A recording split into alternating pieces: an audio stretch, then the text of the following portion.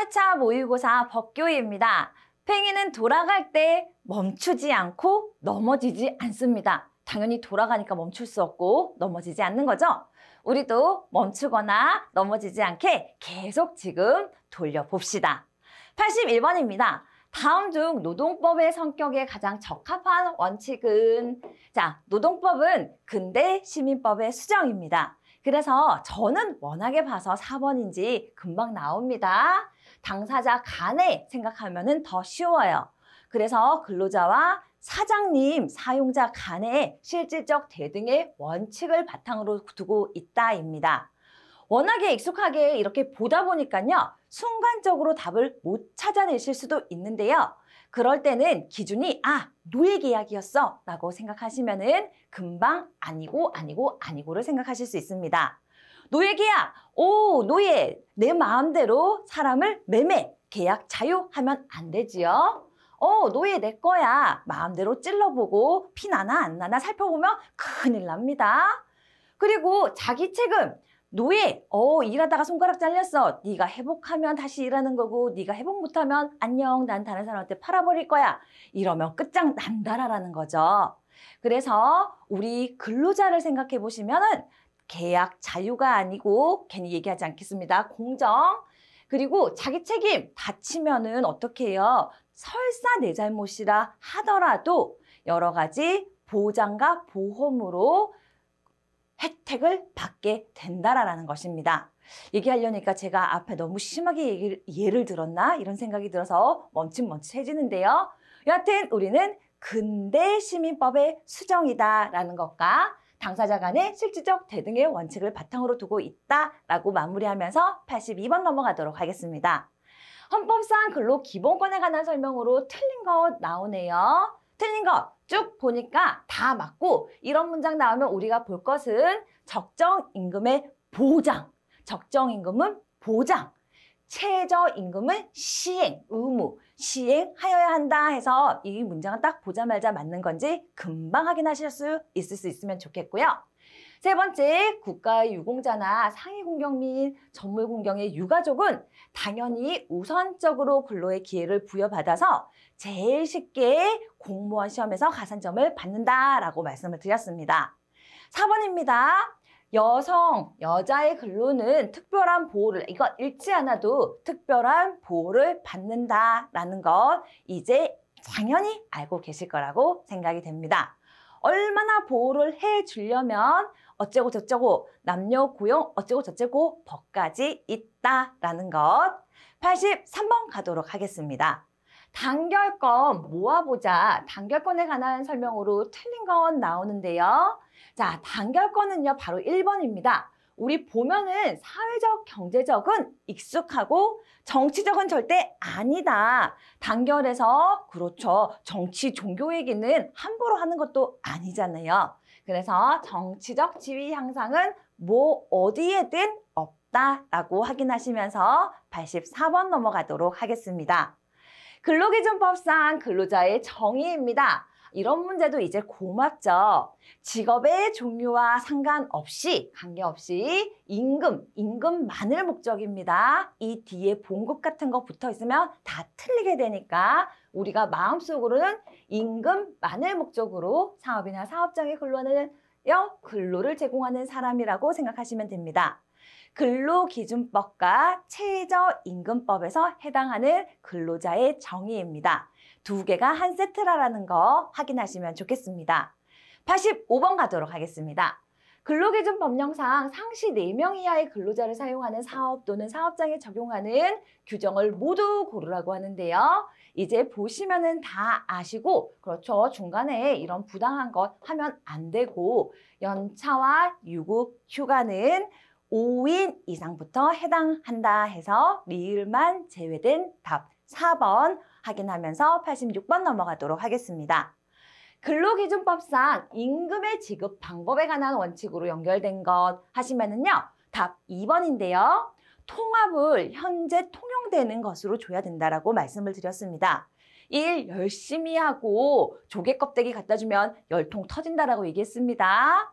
일 열심히 했는데 사용하지 못하는 조선시대 화폐, 엽전, 주면 더 열받습니다. 무겁기만 하고. 직접 해당 당사자에게 직접 그의 통장, 그의 명의로 된 것에 줘야 된다고 얘기했고, 한 번 줄 때 전액 모두 월급으로 정해진 모든 금액을 주어야 합니다. 그래서 중간에 돈 빌린 거 상계, 전차 상계의 금지, 떼고 주는 거 안 된다라는 것이고요. 여기에서 순간적으로 정액불이 헷갈릴 수 있는데, 정해나? 그러면은 월급은 얼마인데 내가 매달 500원씩 줄게 라고 자기들 마음대로 정해놓고 그것대로 주면 안 된다라는 거죠. 그래서 월급에서 정한 전액이라는 것을 순간적으로 착각하지 않으시길 바라겠습니다. 매월 1회 이상, 10번 주면 더 좋고요. 주급으로 주든 어떻게 주든 우리는 1회 이상 정해진 날 받으면 된다라는 것. 86번에 2번 확인하면서 87번 넘어가도록 하겠습니다. 근로기준 법령상 휴게 시간 8시간 일하면 1시간, 4시간 일하면 30분 법정 근로 휴게 시간입니다. 이럴 때 반드시 예외가 아니라 반드시 그것을 지켜야 하는 사람은 일반 근로자이죠. 그리고 거기에 예외가 되시는 분들은 이렇게 있는데, 여러분 토지의 경작이나 식물의 식재, 재배, 우리 일하다가 비 오기 전에 비가 몇 시부터 온대 이렇게 하면은 쉬는 시간이 있다 하더라도 조정할 수 있게 되고, 동물 밥 주다가 반만 주고 돼지한테 반 안 주면 돼지들 싸움 날 수 있습니다. 그리고 여러분 여기에 제가 양잠이 잘 난다고 했었는데 이번에도 양잠이 나왔네요. 누에꽃이 그렇죠. 실 빼는 건데요. 제가 갑자기 생각났습니다. 이런 시간에 이런 말을 했죠. 누에꽃이 실 뽑다가 실 안 뽑아주면 누에 터져 죽어요. 꼭 살립시다. 쉬는 시간이 중요한 게 아닙니다. 이랬는데 예전에 우리 수업하는 학생 중에 그 누에꽃이 실 다 빼도 죽어요. 이래도 죽고 저래도 죽는데 휴게 시간에 쉬면 안 되나요? 이래서 제가 무척 당혹스러웠던 적이 있다고 말씀드렸죠. 이래나 저래나 안 됩니다. 사육하는 거 생각하시면서요. 남아있는 누에들 엉키지 않게 쭉 다 빼고 쉬셔야 된다라는 것 강조드렸습니다. 그리고 기밀, 그렇죠. 지금 중요 1 기밀, 2 기밀 다루고 있는데 내 쉬는 시간 매우 곤란하고, 그리고 도둑놈 잡으러 가는 거 감시하는 일도 잡으러 가다가 쉬는 시간이네 하고 쉬면 곤란하다고 말씀드렸습니다. 그렇게 제가 지금 말씀드린 부분만 잘 상기하셔도, 그리고 또 일반적인 사무직과 관련된 해당하는 사람들이 나오니까 몇 가지 고르라고 할 때 주의하시고, 아닌 것은 이렇게 쉽게 찾으실 수 있을 것 같습니다. 88번 보도록 하겠습니다. 근로기준법상 재보상에 관한 설명으로 틀린 건 나오는데요. 사용자는 요양 중에 있는 우리 이런 재보상은 모두 다 평균 임금을 기준으로 한다는 거는 알고 계시죠? 그래서 일단 모두 다 평균 임금이 아닌 것을 첫 번째 눈에 띄면 걔가 틀린 답이라고 무조건 체크하시면 되고요. 제가 지금은 잘 모르겠지만 모두가 평균 임금으로 맞게 되어 있으면 이렇게 문장을 보시는데, 봅시다. 요양 중에 있는 휴업 보상은 100분의 60입니다. 늘 헷갈리지 말라고 강조하는 것은 휴업 수당. 그렇죠. 사용자의 책임으로, 사용자의 어떤 사유로 휴업을 하게 되는 경우에 근로자는 휴업 수당을 받을 수 있는데, 휴업 수당은 100분의 70이고 휴업 보상은 100분의 60이다 라는 것 기억하시고요. 근로하다가 사망을 했네요. 그러면은 제가 천국 가야 된다고 얘기했죠. 그래서 천국 가야만 합니다. 왜? 우리 천일 잘 생각하기 위해서라도 천국에 꼭 가셔야 됩니다.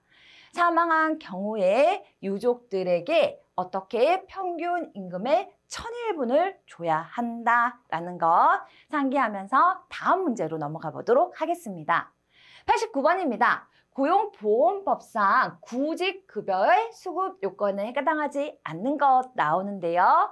구직급여는요, 실업의 상태, 실업이라는 것은 일할 의지와 능력이 있는데 지금 못 구해. 그리고 첫 번째 그 대상이 되는 것은 일을 하고 싶었는데 그렇죠. 잘려야 돼요. 자발적으로 나오거나 다른 목적이 있어서 회사를 그만둔 경우에는 구직급여 대상자와 해당이 없다라는 것입니다. 그래서 전직 또는 자영업을 하기 위해서 다른 것을 하기 위해서 이직했을 경우에는 수급 요건 해당 대상자가 될 수 없다입니다. 90번입니다. 최저임금위원회의 구성으로 옳은 것은 제가 이걸 카페에다 정리하고 올려놨더니 그 다음부터 위원회 문제가 나오면 개인적으로 좀 편안한 마음이 듭니다. 이거 다 보셨겠지, 알아서 잘 구별하시겠지 라는 마음이 드는데요. 그래서 최저임금위원회에 오른 것은 3년으로 연임을 할 수 있다입니다. 그리고 각각 이것을 딱 보자마자 9명씩 둔다라는 것은 여러분이 이미 알고 계실 것 같아서 2번에 답 나오면 3번, 4번은 잘 보지 않고 넘어가는 방식 계속 특히 막바지에 더 추천드립니다. 91번입니다. 최저임금제에 대한 설명으로 옳은 건 나오네요. 고용노동부 장관은 근로자의 생계비와 임금 실태를 1년에 한 번씩 조사해야죠. 우리 최저임금 자체가 1년에 한 번씩 공시가 되고 있는데 2년에 한 번씩 조사한다는 것이 말이 됩니까? 틀렸습니다. 두 번째입니다. 정부는 근로자와 사용자에게 최저임금 제도를 원활하게 실시하는 데 필요한 자료를 제공하거나 그 밖에 필요한 지원을 당연히 할 수 있도록 최대한 노력해야 된다는 것, 옳은 것 나와서 넘어가도록 하겠습니다. 그렇죠. 좋은 말이 딱 나오면 더 안 보고 넘어갈 수 있는 힘도 있어야 됩니다. 92번입니다. 직업안정법상 직업 소개의 원칙으로 틀린 것은 당연히 알맞는 것, 적합한 것, 이것은 저의, 혹시 여러분도 우리의 바람일 뿐입니다. 구직자에게 임금 수준이 높은 직업을 소개시켜주는 것이 아니라 능력과 흥미와 조건이나 통근이 가능한지 여러 가지 실제적인 것을 고려해야 된다는 것이죠. 저도 사실 실제적으로 돈이 필요한데 그거 아무리 얘기해봤자 소용이 없고 또 얘기했다가 괜히 여러분을 혼란스럽게 할까봐 말은 못하지만 여러분 우리가 늘 얘기하듯이 내가 원하는 거 답하는 게 아니라 여기에서 원하는 것을 답을 해야 된다는 것 강조드리면서 93번입니다. 직업안정법상 고용노동부 장관이 허가, 그렇죠. 허가 나오면은 저는 보기를 보지도 않아도 파견 아니면 공급 두 가지밖에 없고 공급이 파견을 포함한다 안 한다? 포함하지 않고 파견은 파견법이 따로 있다라는 것까지 강조드리면서 다음 문제 넘어가도록 하겠습니다. 94번입니다. 고용보험법상 둘 이상의 사업의 일용근로자가 아닌 자로, 그러니까 일반 근무자로 동시에 투잡하고 있나 봅니다.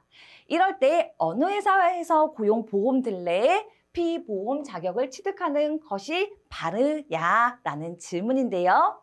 당연히 월급 많이 주는 데서 들어야지만 나중에 나의 혜택도 커진다는 겁니다. 그래서 첫 번째는 평균 보수가 많은 것, 그리고 두 번째는 더 많이 일하는 곳, 세 번째는 다 똑같다라면 자기가 원하는 곳, 이 순서대로 피보험자, 고용보험을 들면 됩니다. 95번입니다. 고용보험법령상 육아휴직 급여에 관한 설명으로 가로 안에 들어갈 것이 무엇이냐라는 것인데요. 육아휴직 급여는 2025년 1월 1일부터 새로 시행된다라고 누누이 말씀드렸죠. 그래서 통상임금의 100분의 100을 기준으로 이렇게 1에서 3개월, 4에서 6개월, 7에서 마지막 달까지 차등해서 지급되고 최대 금액이 차등해서 지급이 되고 최소 금액 보장되는 최하 금액은 70만 원, 통상임금이 70만 원 이하라 하더라도 70만 원은 제공된다라고 정리하시면서 넘어가면 좋겠습니다. 96번입니다. 국민평생 직업능력개발법령상 공공직업훈련시설을 설치할 수 있는 공공단체가 아닌 것은 그렇죠. 답 4번입니다. 한국직업능력개발원은 없다. 이 세 가지는 워낙에 자주 나오니까 차라리 맞는 것으로 세 가지를 눈여겨보라라고 강조드렸습니다. 97번입니다. 국민평생 직업능력개발법령상 직업에 필요한 기초적 직무 수행에다가 여기까지 읽으면 답 틀릴 수 있겠네요. 여기에다가 더 높은 직무 수행 능력을 습득시키기 위해서 하는 직업 능력 개발 훈련 이름이 뭐냐라는 질문이네요. 우리 기초적 직무 수행만 하면 양성이고요. 거기에 더 높은 직무 수행 능력 하면은 향상 훈련이고요. 그리고 회사를 올리려고 바꾸려고 하면은 전직 훈련입니다. 우리 왜 1번이 나온지 다시 한번 볼까요? 더 높은 직무 수행 능력을 시킬 때는 향상입니다. 답이 틀렸는데요. 제가 이 문제 지금 책에 답에 오류가 났는지 안 났는지는 미처 확인을 못하고 촬영을 하고 있습니다. 만약에 1번이 되어 있다면 여러분 제가 문제 풀면서 강조드렸듯이 기초적 직무 수행까지만 하면은 양성이고요. 거기에 있는데 더하는 것은 향상이다라는 거 꼭 확인하시길 바라겠습니다. 이 부분은 제가 지금 바로 정오표에 수정 반영하도록 하겠습니다. 만약에 책이 오류라면요. 지금 PPT가 오류인지 책이 오류인지 잘 몰라서 그러니까 많은 양해 부탁드립니다. 98번입니다. 남녀 고용평등과 일가정 양립지원에 관한 법률이 규정하고 있는 내용이 아닌 것이 무엇이냐라는 것인데요. 우리 여기에서 이름 앞에 보고 싹 쏘가 넘어가면 큰일 납니다. 급여가 있는 것은 고용보험법에 해당하는 것이고요. 또 여기에 틀린 답으로 잘 나오는 생리휴가는 근로기준법에 속하는 것이다 라고 잘 마무리해서 정리하시길 바라겠습니다. 99번입니다. 취업지원 서비스 수급 요건에 해당하지 않는 사람이 누구이냐라는데요. 이것은 딱 보시면 다 맞는 것이고 마지막에 즉시 취업이 어려운 사람은 취업을 지원하기 위한 것인데 즉시 취업이 어려운 사람한테는 당연히 지원해주지 않겠죠. 그래서 이것은 몰라도 맞출 수 있다. 우리가 모르는 문제가 나왔을 때 첫 번째 틀리면 틀리지 뭐, 틀리면 틀리리라. 이거 틀린다고 난 떨어지지 않는다. 여러분 시험을 앞두고요. 자꾸 불안해하지 마시고요. 즐기러 가시는 겁니다. 오, 이렇게 다 맞는데 합격이지. 내가 이거 합격인지 확인하러 가는 것입니다. 그래서 자신감 빵빵하게 채우시고 굿잡 하지원 교수님 만난 것부터 운이었는데 이 다지기 저를 통해서 여러분의 실력이 다 채워지심을 확신하시고 즐겁게 가시길 바라겠습니다. 숙제하듯이 가는 것이 아니라요. 정말 축제하듯이 가야 돼요. 왜? 그날이 합격하는 날이니까요. 100번 보도록 하겠습니다. 100점 맞는 100번입니다. 구직촉진수당에 해당하는 설명으로 틀린 것 나오는데요. 자, 틀린 것. 구직촉진수당을 지급받거나 반환받을 권리는 3년간 행사하지 않으면 대부분, 이것뿐만 아니라 3년간 행사하지 않으면 대부분의 것들이 소멸되는 것 맞습니다. 그리고 이런 권리는 양도하거나 압류하거나 담보로 제공할 수 없다는 거 너무 익숙하게 여러분이 알고 계실 것 같고요. 당연히 이것과 마찬가지로 보호하기 위해서 이런 예금에 관한 채권은 압류할 수가 없습니다. 그리고 마지막에 이미 한번 지급 결정 취소를 받은 수급자는 3년이 아니라 몇 년이죠? 그렇죠. 5년 이내에는 다시 재신청할 수 없다라는 것 정리하면서 우리 기출 문제집도 이렇게 마무리하도록 하겠습니다. 여러분, 마지막 효과가 정말 가장 좋습니다. 시험 전 일주일, 시험 전 3일, 시험 전 하루, 시험지에 가는 그 순간, 시험지가 나오기 전에 기출로 문제답 하시고요. 그때 정말 눈에 들어오지 않으시면은 핸드폰으로 저와 한 번 더 눈 마주침 하시면서 이렇게 피가 수직으로 머리가 숙여 있을 때보다 바로 있을 때 머리에 피가 잘 돌잖아요. 저랑 얼굴 보시다가 화면으로 정답 쏙쏙 뽑으시길 바라겠습니다. 언제나 여러분의 도전과 합격을 진심으로 응원합니다. 그동안 수고 많으셨습니다. 합격하시고 2차 때 뵙도록 하겠습니다.